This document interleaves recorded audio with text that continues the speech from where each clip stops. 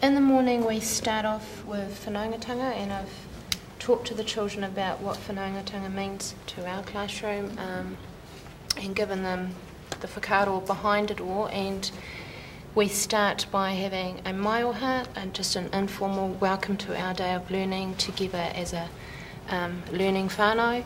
And to start that off, I modelled it to them first until they were familiar with what it sounded like and in terms of the routine or the context that we use it in.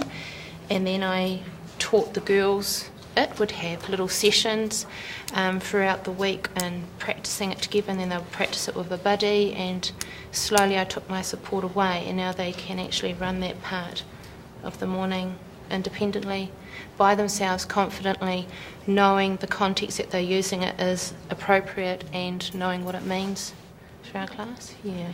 So you were the model to begin with, yeah. And then you've given them opportunities to practice, and then you've withdrawn yourself, and now they can confidently participate in that little activity in Te Reo Māori. Ai. Ka pai, kia ora.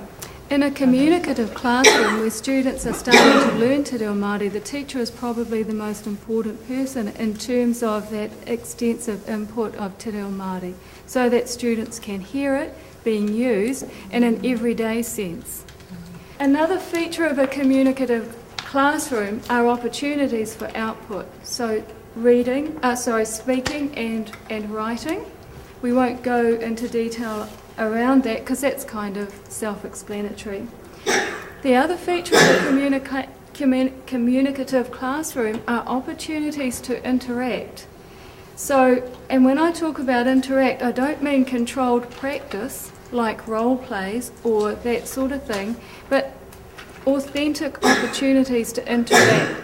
And therefore, our tamariki have to have strategies. Have you ever been to a foreign country and you've got a smattering of language and you try to make yourself understood? You have to employ a lot of different strategies if you don't have a lot of language. So we have to support our students to be able to interact in authentic or near to real life situations, so that they are able to, so that they get a sense that the language is something that we can use in an everyday way, that it's not a theoretical language, that it's not something we do in the classroom, but that it relates to their world and to their lives. How about opportunities outside the classroom? So when your students leave school at the end of the day, are there opportunities? Are you providing opportunities for your children to, opportunities for ongoing input? Are you aware of the things that are out there? There are lots of interactive websites for children.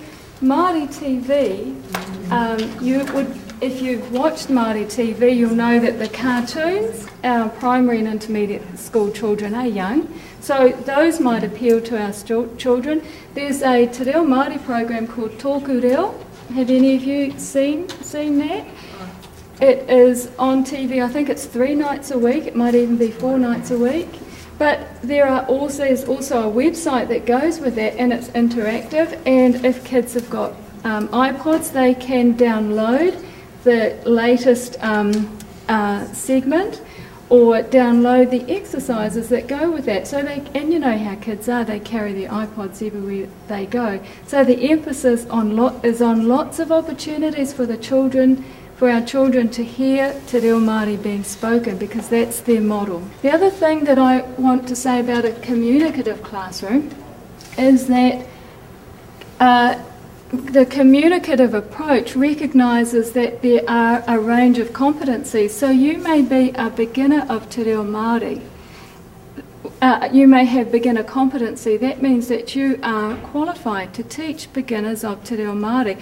And Dee talked earlier about, fear and being afraid, and do I know everything there is about Te Reo Māori? Do I know about tikanga?